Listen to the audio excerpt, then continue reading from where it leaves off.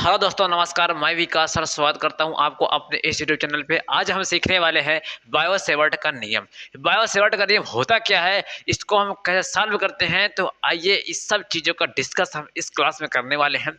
हम बताना चाहेंगे कि बायो-सेवर्ट क्या है, इसका नाम क्यों पड़ा, इसका क्या चीज़ होता है, ये किस लिए बना है। ठीक है, पहली बात तो जो बायो और सेवर्ट ये वैज्ञानिक का नाम है। ठीक है, ये वैज्ञानिक कहाँ के हैं, हम कहेंगे फ्रांस के हैं। ठीक है, कि बायो और सेवर्ट जो वैज्ञानिक हैं, ये फ्रांसीसी वैज्ञानिक है, इसलिए फ्रांस में रहते हैं, इसलिए इन्हें फ्रांसीसी वैज्ञानिक कहते हैं। ठीक, इन्होंने एक धारावाही चालक चालक किसे बोलते हैं, जिसमें करंट आसानी से आ जा सके। ठीक है, कि एक धारावाही चालक के चारों ओर, कितने चारों ओर जो चुंबकीय क्षेत्र की तीव्रता उत्पन्न हो रही है, उसके संबंधी यानी उसके संबंध में एक नियम दिया, उसे क्या बोलते हैं, बायो-सेवर्ट का नियम। और इस नियम को उन्होंने सन 1820 ईस्वी में दिया था। ठीक है, तो ये था जिसे बायो-सेवर्ट का नियम कहते हैं। ठीक है, अब हम आज क्या लिखने वाले हैं कि अब कि रचना लिखेंगे। सबसे पहले रचना, ये नहीं रचना क्या होती है कि ये कैसे कैसे बना, बस उतना ही लिखना है।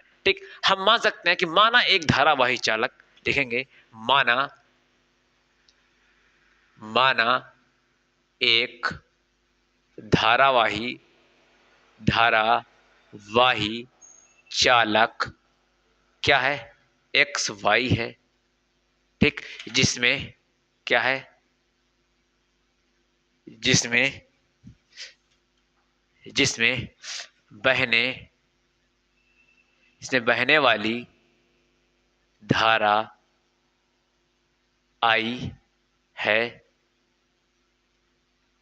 तथा तथा अल्पांश अल्पांश लंबाई डेल्टा एल है। ठीक है, ठीक है, अल्पांश लंबाई डेल्टा एल है तथा चालक तार चालक तार से आर दूरी पर स्थित बिंदु बिंदु पी पर पर ये अल्पांश बिंदु पी पर अल्पांश अल्पांश अल्पांश लंबाई अल्पांश लंबाई के के कारण वैद्युत क्षेत्र, सॉरी वैद्युत क्षेत्र नहीं, चुंबकीय क्षेत्र कारण चुंबकीय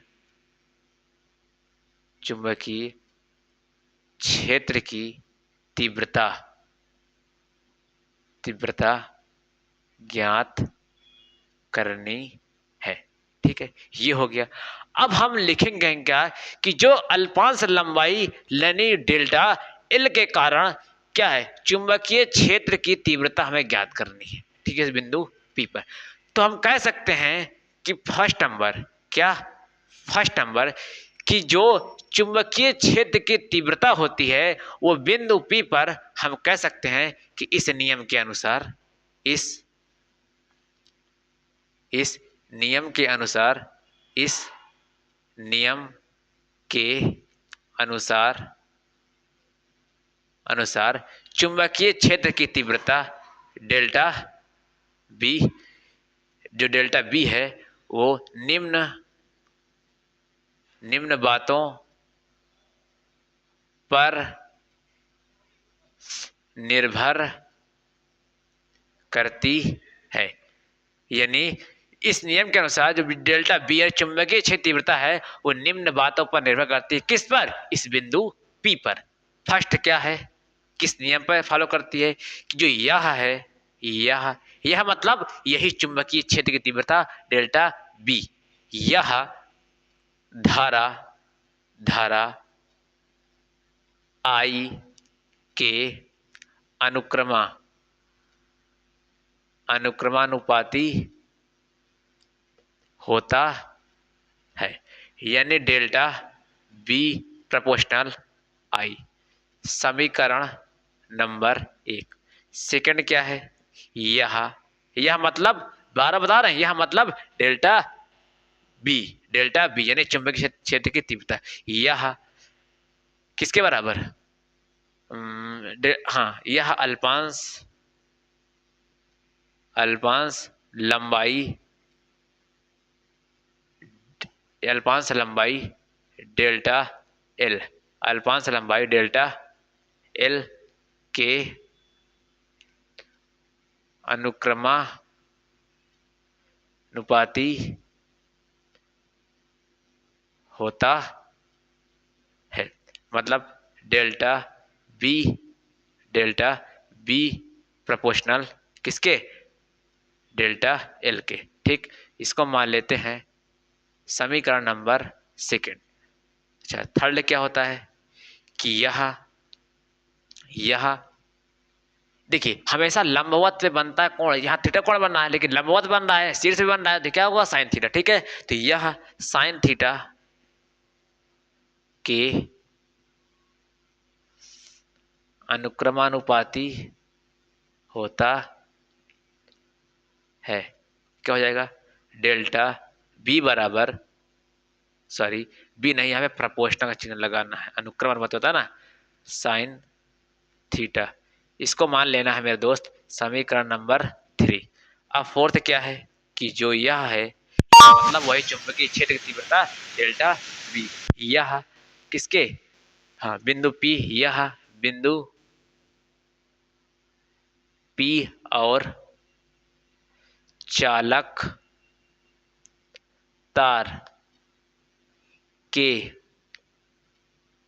बीच की दूरी के वर्ग के व्युत्क्रमानुपाती होता है।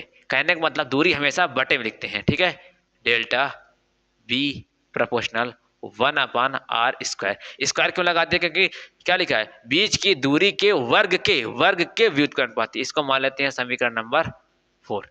अब क्या करेंगे, यहां पर लिखेंगे कि समीकरण, क्या लिखेंगे कि समीकरण 1, 2, 3 व 4 से सभी समीकरण को सभी किसके बराबर हैं, डेल्टा बी के बराबर हैं।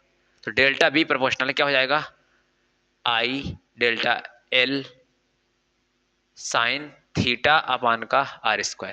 ठीक है, अब क्या हो जाएगा, डेल्टा बी, जब ये प्रोपोर्शनल का चिन्ह हटता है तो यहाँ पे बराबर लगता है और एक कांस्टेंट जुड़ता है जिसे क्या बोलते हैं, μ0 अपान का 4 पाई बोलते हैं।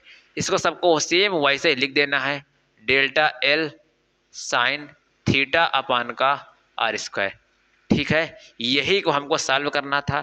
ठीक है, ध्यान से देखना है, जहां ये क्या है, μ0 अपान का 4 पाई, हम कह सकते हैं कि एक नियतांक है।